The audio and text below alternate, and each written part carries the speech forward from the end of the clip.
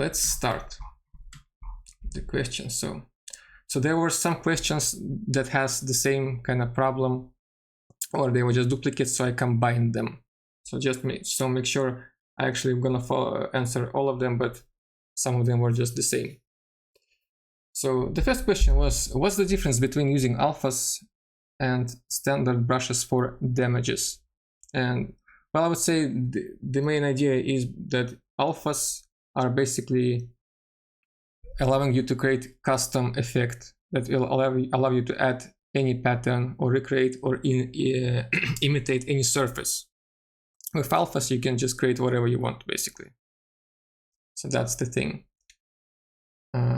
All right, so when another question, when adding damage, do you do that through subdiv and layers to keep a clean topology? And this is an interesting question, because usually I don't. Because one rule I think that will be helpful to tell is to keep your topology even. And I think I actually talked about that on that spike on the X. So you can be doing so by using ZBrush or Dynamesh. So you don't need to actually have like a very nice subdiv version, because at the very end it's just a high poly that you're gonna turn into low poly. So the goal is to make sure when you're gonna add any damages to avoid pixelization and low resolution effects in that area. Make sure your, for example, cube, every cube has a side and it has the same amount of polygons. If you're going to add damages to all of those sides, then they all have, ideally should have the same amount of polygons. If one side will have less, then when you're gonna add a scratch, it will be pixelated. Yes. And so how to avoid making scratches look too repetitive? So to avoid adding them symmetrically, because start by adding, like I was explaining on the X, start with big scratches and only then start to add small. Try to add them in areas where it makes sense for them to be, because I see a lot of people actually just tend to just do whatever with scratches and any damages, and it looks like, yes, there are damages, but they are not like really realistic, and that is because they are just randomly positioned. So please just use references for those. All right, so how to avoid artifacting when baking those details down? So make sure your damages are not very little, because at the end of the day, the texture size will gonna be the judge. Because if it's gonna be very small, your damages could become just pixels. So make sure you have enough textile density on your UV shell and that the texture size is not very small. Like if on 64 by 64, it will be like almost just kind of 2 pixels. But if it's not like, but if it's bigger, like for example 1K, then it's going to be better. And also make sure your UVs are not stretched, because that's also could be a problem that can cause some artifacts. So I'm interested in knowing how does the industry see using store-bought brushes and smart materials. Is it okay to use them in production, or are you supposed to do everything yourself? So there is like two ways how can I handle that situation. So the first thing will be that your team in studio, they can just create all the custom brushes and custom materials and whatever in-house. Or a company can buy a license for a certain brushes pack, because usually there's like this tiers, like tiers, I guess.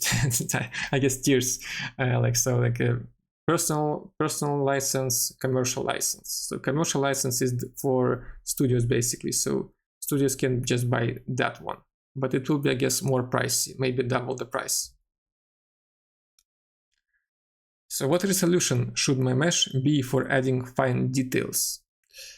So in this situation, I would say it depends, because like usually around maybe 1-2 millions for ornaments, because ornaments usually take more polygons because like they have more details. So for ornaments, you might need to have even more, maybe like 6 subdivisions, maybe 7. So the more details you have, the more you basically need to have polygons, the more you need to have. How do I know when I've added enough damage without overdoing it? So that's a really nice question, because, and I think the best way, at least for me, to find out if it's too much or it's not enough is just try to zoom out and see if you can read the damages. Are they visible? If they're not, maybe then add some intensity to them, maybe make them bigger. If you're zooming out and you see like there's too many of them, because you still want to see your design, because your damages can just cover that design by just having too many dents, too many scratches, you know. So you need to find that balance, and in my webinar here I think I gave you some kind of example. And also, just in case, it will be on Twitch for at least 7 days, then Twitch will automatically delete that, but I will download this webinar today or tomorrow and then upload that to my YouTube channel. So don't afraid, like it's not gonna be forgotten or deleted forever ever. You're still gonna be able to rewatch this. All right, so can I use techniques on any can I use those techniques on any material like wood or stone, or only metal and leather? I would say some damages you could use it for, but some of you, if you could end up well, for example, I would say if you're doing a wood, you might need to find some like other kind of cracks. Like you can create that crack, or you can try to imitate, because you could maybe, what else? You can use the trim dynamic to kind of chop the corners, but everything else could be like not very suitable for wood. So that means that basically pay more attention to the references. Just take them as I showed here on this like a PureRef image. So you want to make sure that those damages are possible, because if you're going to add like this kind of damage to the wood, you see like this one, it might look kind of not really suitable, not really realistic. So because of that, your wood could become just like unnatural, which is not the best. So references is your best friends, actually. All right, so how do I create a custom alpha brush from scratch? Sure, I guess I can show it again. So we're gonna go to File, New. You're gonna put it to ideally squarish resolution, so it could be 1K by 1K. Resolution, I don't think it matters that much. It could be default 74 or 72. But then what matters more is just the color mode. So I put it to grayscale. If you're gonna put it to RGB, and you will have, so for example, some kind of red colors or green colors, you might end up having some kind of like a weird like extrusion. Well, you can test that yourself, but it's going to be not the best. So basically grayscale, and then you can basically, yeah, let's just draw a smiley face. It's going to be this smiley face, and then save this as PSD and PNG. Not sure about JPEG, but let's just brush test, do here. And when you save that here, we go to ZBrush again. You can put it to any other brush. So usually it's the standard brush for me. So we're gonna switch from stroke to drag select, and then on alpha off. I like alpha, yeah. Alpha is just right now off. We can import here and brush test, and then put this guy here, or extrude this guy. One thing I actually recommend is, you see, like it looks kind of too sharp. So you can try to smooth that by basically holding down Shift and then smooth it manually, or you can apply some Gauss blur here, as I told before. So blur, Gauss blur, and just make it a bit more blurry. You're gonna save that. We're gonna go to brush test here again, and we're gonna re-import it here. And now you will be able to see that it's gonna be like much more suitable. You see, like this is much more better. Especially if you're gonna zoom out, ideally just make it more soft. This is also why, as you can see, we have a pattern here that also looks pretty soft, especially on the corners. That's why on the bake it's gonna be much more like, I would say, just more comfortable to look at, and just better overall. So this is also like some stuff I'm talking about on my course. All right. that's a face. So let's go down here. So when do you rely on noisemaker versus manually sculpting details? So noisemaker I usually use to add patterns, and actually let's go again back to our X, because this part here, this was actually made by noisemaker. So I had a tileable texture that I just used here, and this is how it looks like, pretty nice. So what would we noisemaker usually sculpting?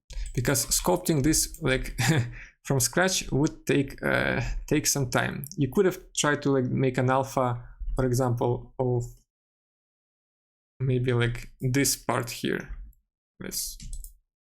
But then you see, like, can I even? You could have like maybe, no, I don't think it's gonna even work. But yeah, but it's just noisemaker mainly for some kind of patterns, tileable patterns. Maybe it could also be used for skin, for example, like a first pass of skin. And then you can add like more intense folds, wrinkles. But yeah, but also maybe for this area here, for example, I think I just used an alpha for this one. And for this one was basically, as I said, noisemaker. This was also an alpha. So it depends on the situations, I would say. Let me have some tea.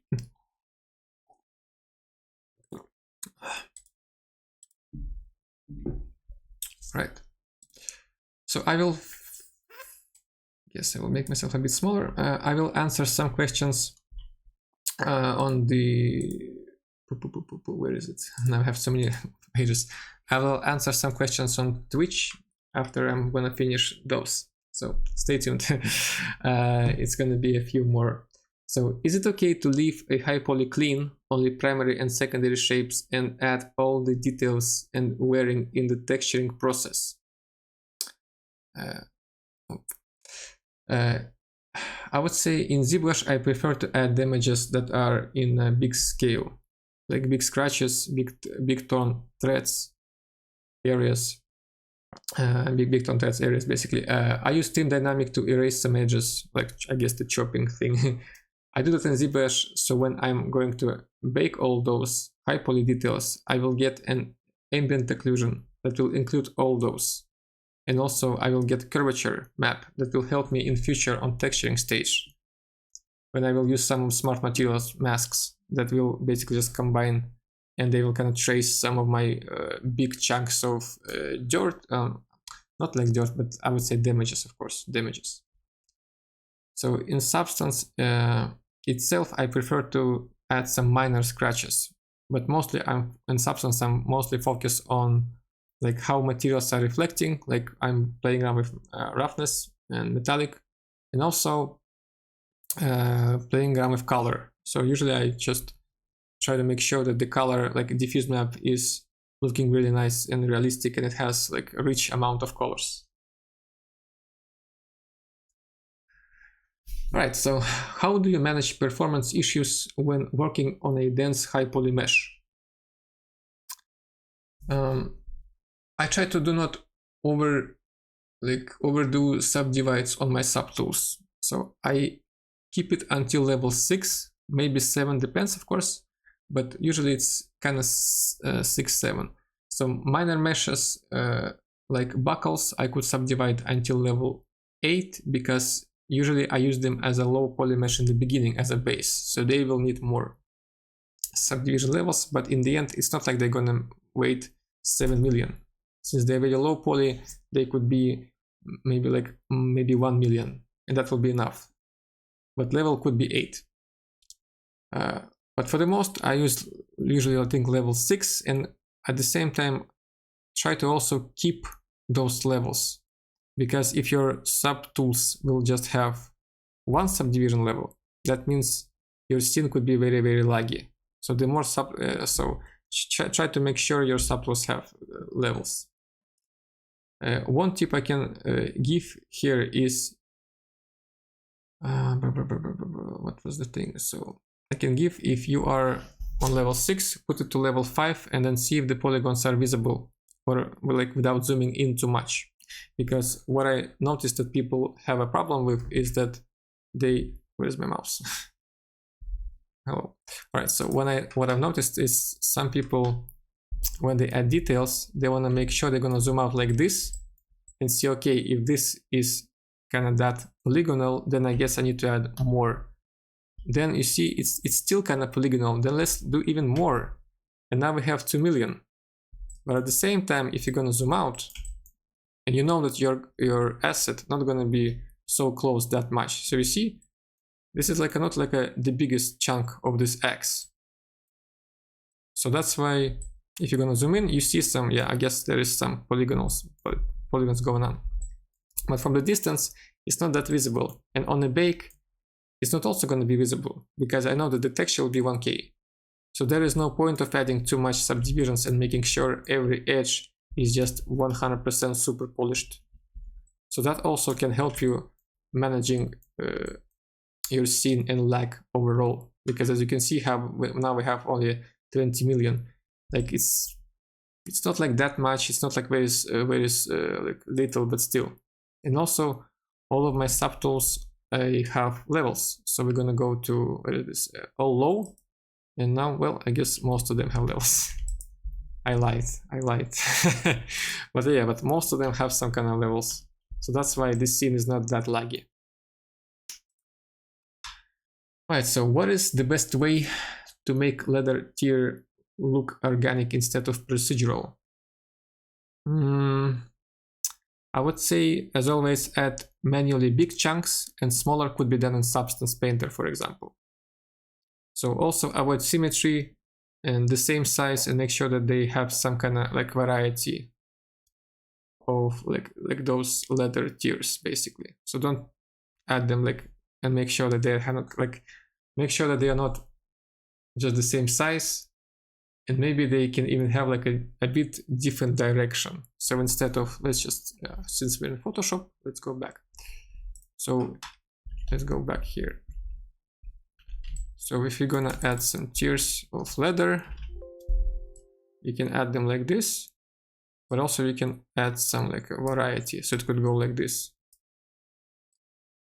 So this looks more interesting compared to, for example, this. You see, well, kinda not the best. I tried to draw the sad face. Well, yeah. So, how much damage is too much from a game design perspective? Does it affect readability?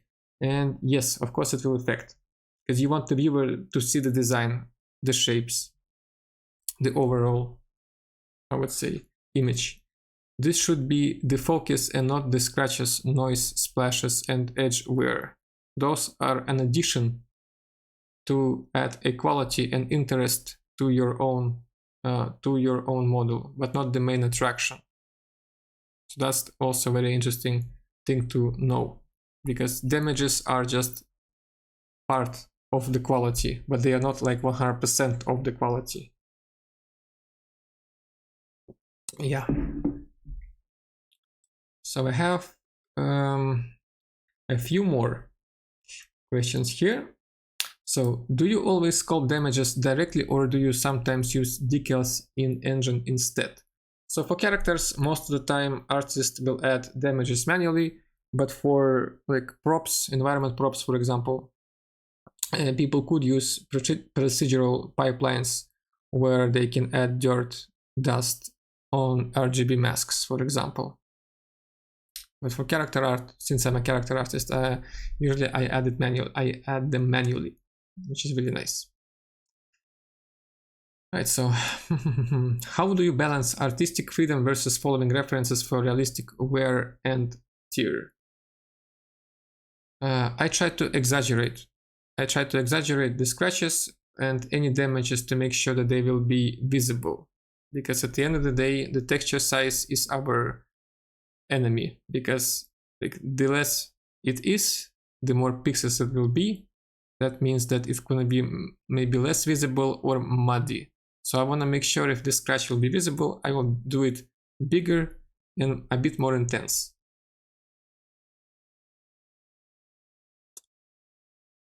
Yeah. So how do you bake these Highpoly details efficiently without losing fidelity in low-res textures? Well, again, I make them bigger than they would be in real life. So I can use more pixels to highlight damages and dirt, basically. Because as I said before, texture size is not our friend, sadly. But it depends. If you have 2K texture, then I guess it could work. And maybe you can make things less big compared to like 1K texture, or even 512 actually. Will adding detail damages like this help my portfolio to stand out, or it can hurt? I would say, of course, if you will overdo it, then it will hurt you. But if you will add enough and you kind of make sure that your damages are part of the story of your asset, then it will be much, much better than if you wouldn't have those.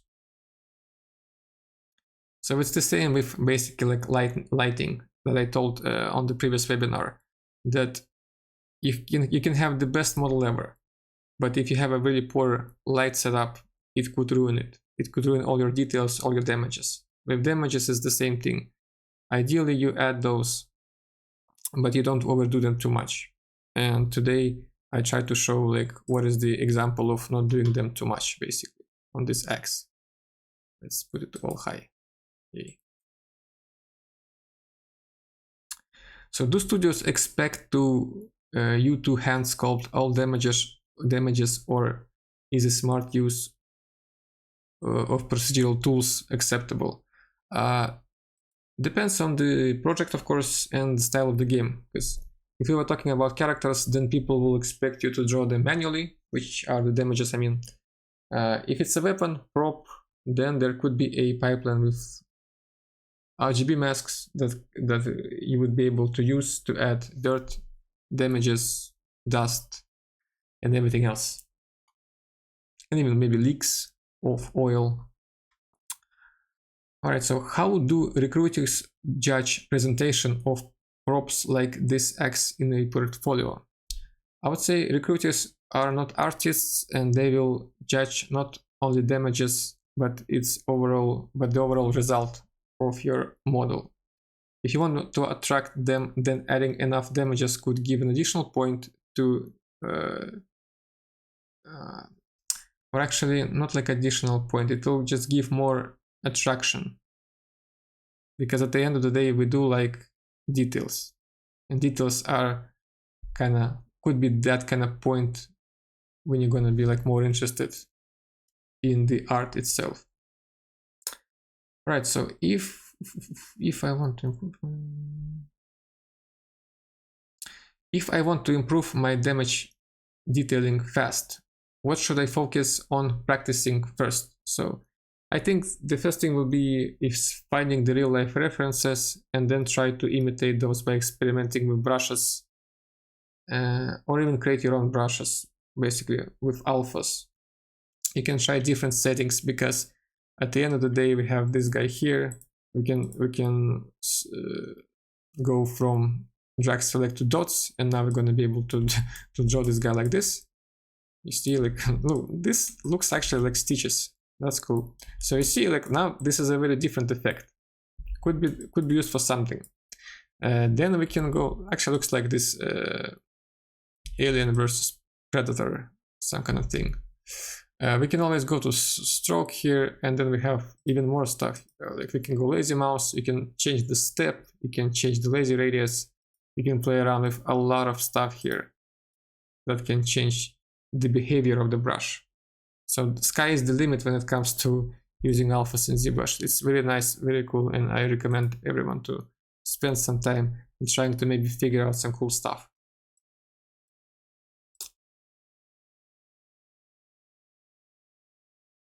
So how do I take what I will be what I will learn on this webinar and apply to my future works?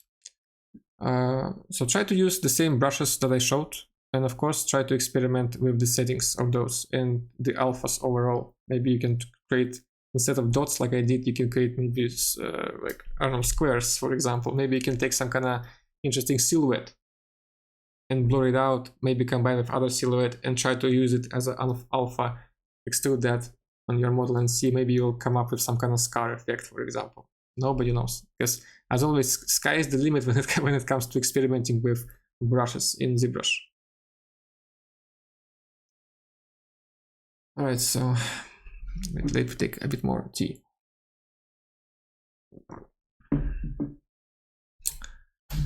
So what are the biggest mistakes juniors make when with damage passes in ZBrush? I say do not add damages randomly, so you want to make sure your damages make sense. First pass will be the big chunks in the areas where it makes sense. Then the second pass where you can focus more on the little details.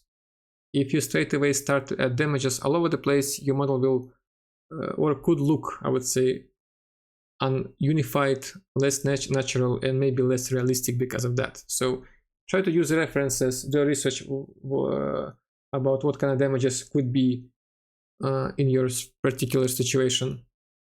Like if it's for wood, it's one type of damages. For metal, it's different types of damages. So yes, it does take some time to find the proper reference and think like, should I add this or not? How do I add this? How do I imitate? Yeah, so it all takes time. But train yourself to know exactly what to do and then do. But don't do it other way around. When you start to do some actions and then you fail and then you restart and then you restart again and then you're in this like infinite circle of whatever. So let's go back to this PureRef again. So just find some references of the damages, and you can even Google how are they, like, how did they manage to appear, why. So the more you do the research of this kind of research, the more you're gonna find out exactly what to do and where to add damages, basically.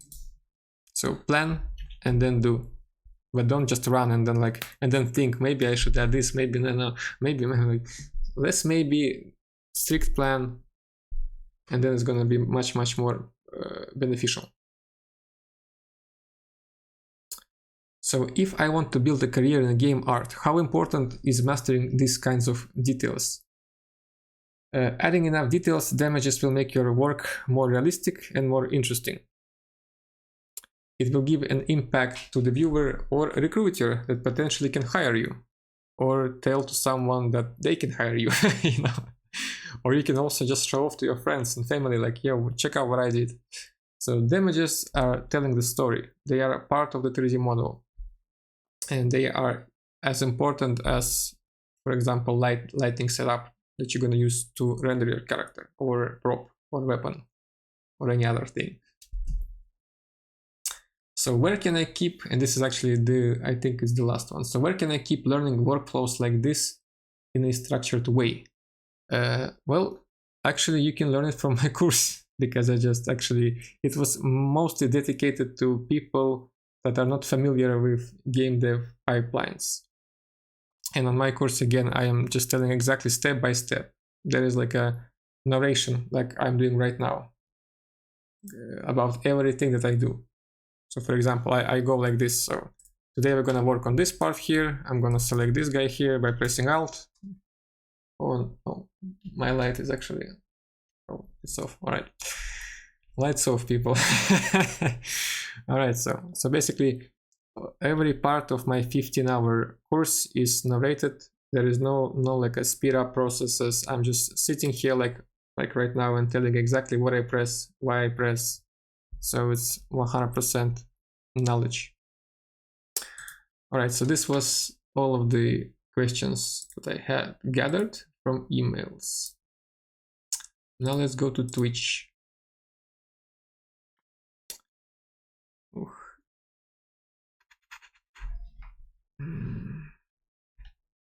make it a bit bigger. Maybe I just take a little 5-second break. Oh, I've been talking for a while.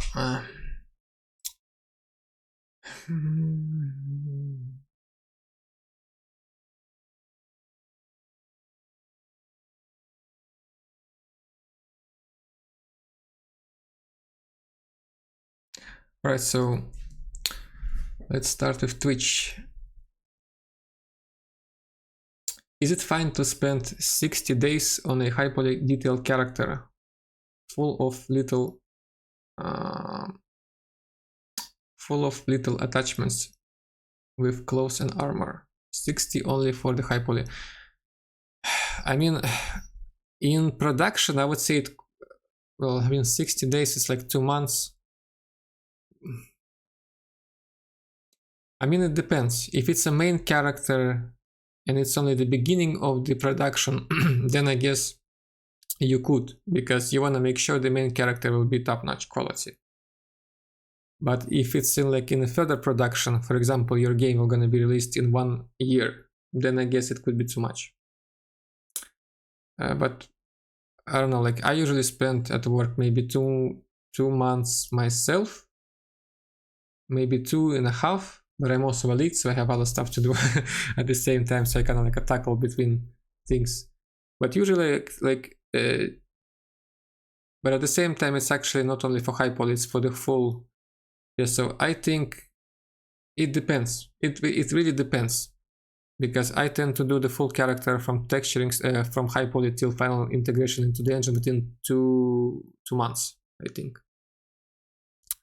But yeah, but it really depends. But if I do something for myself, I can spend like a year of doing that. Because if someone remembers, I had let me actually show you, because I've been doing this sci-fi bike, because I was just kind of challenging myself how to do the subdiv kind of version of that, and I think I spent maybe a couple months on that, so it's not textured, but at the end, I still wanna model a character for this bike. And I'm not sure when I'm gonna start, but I know for sure that it will take me at least 3-4 months, because I mean, of course, I'm gonna be working after work, on weekends mostly. So when it comes to, like, for example, personal stuff, it could take me a year.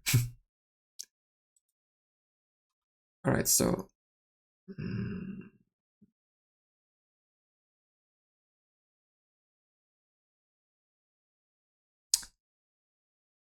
okay, contest option, yeah, that's going.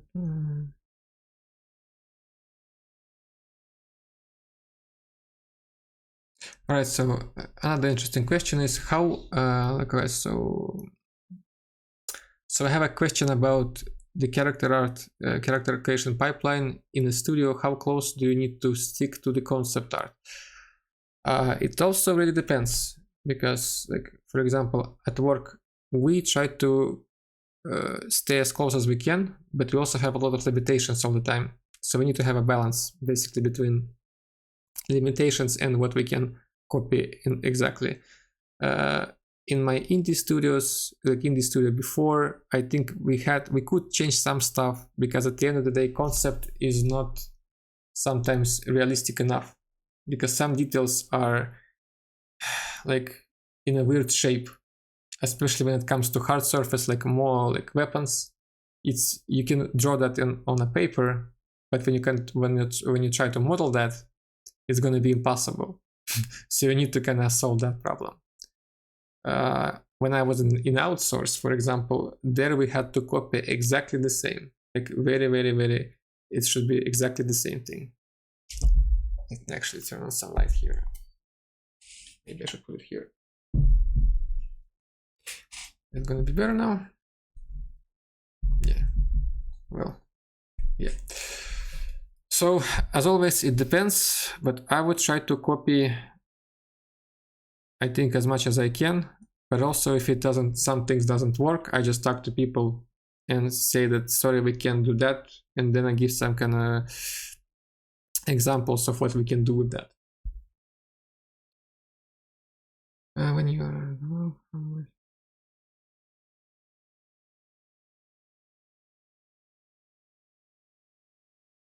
right, so when you at work, how much is the planning versus the doing? What I mean is, do you take time to plan what to do before doing it, or is it required to quickly do things without having the time to think much? You know, I've been like, if it comes to like division characters, I've been doing that for 4 years. So when I look at the concept, I already have like thoughts about things that might be complicated to do, for example. But usually it's like it's the same thing over and over. So if I would be like, it would be like my first month, then yeah, I would actually have to sit and think. But even I would say had to ask people, how do we do this? Because you can like, if you're gonna model, like for example, military pants for yourself, you can just model that. But when it comes to real projects, when they have customization, you want to make sure they're also gonna fit all the guidelines. So the more you work, the more you kind of think right away, and you're kind of prepared. But if you're a newbie, then I guess on a project, I mean, then you might need to spend some time thinking like and experimenting, you know, taking examples of other pants, for example, and see if they are like having some kind of pattern. Or you can just ideally ask your colleagues, you know. Yeah. So I think from what I see, that was the last question from Twitch. If there are any other, feel free to ask, or we can just call it a day. Wow. Guess I can close this guy.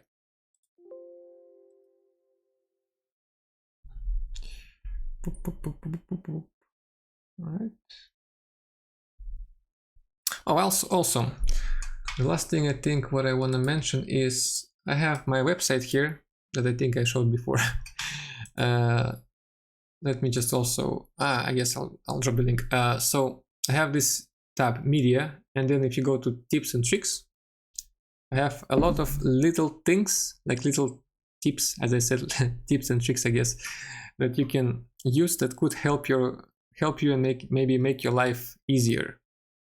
So for example, I've been stumbling upon some issues here and there, and like I was thinking like, how do I solve this or that problem? But then at some point I managed to do that, so I made, usually for myself, a little tutorial. But then I was like, maybe I should share that with people. So here one of the examples, so how to fix non-smoothable holes. And sometimes we all face that situation. We have those kind of things going on, and like, how do I solve that? Well, here is a little tutorial to do so. So I'm gonna drop this to the chat here. So feel free to maybe bookmark it here. There are some like tutorials like this, for example. Like this was like a really fast one. So how to do like some kind of like a very polished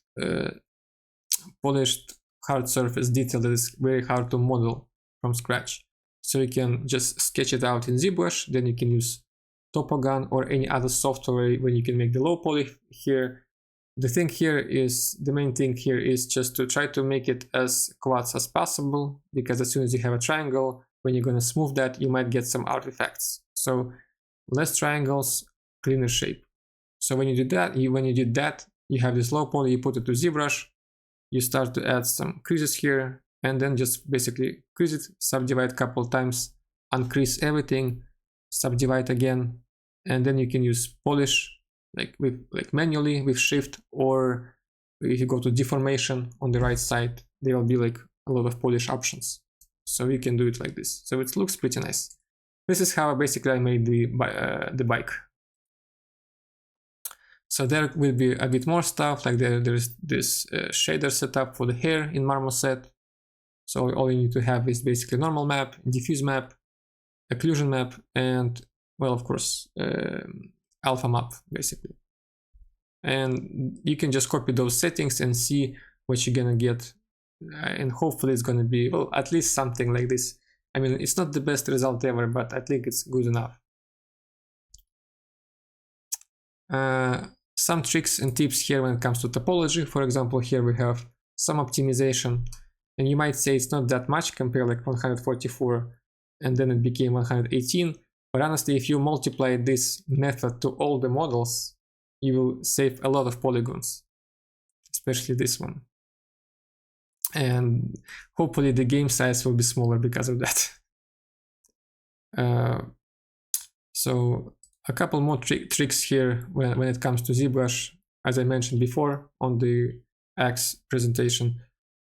Try to blur your alphas here. So as you can see, here it's like really nice, very sharp, very clean. But then if you're gonna extrude that on your model, you're gonna get some jittering and anti-aliasing effects, which is not the best.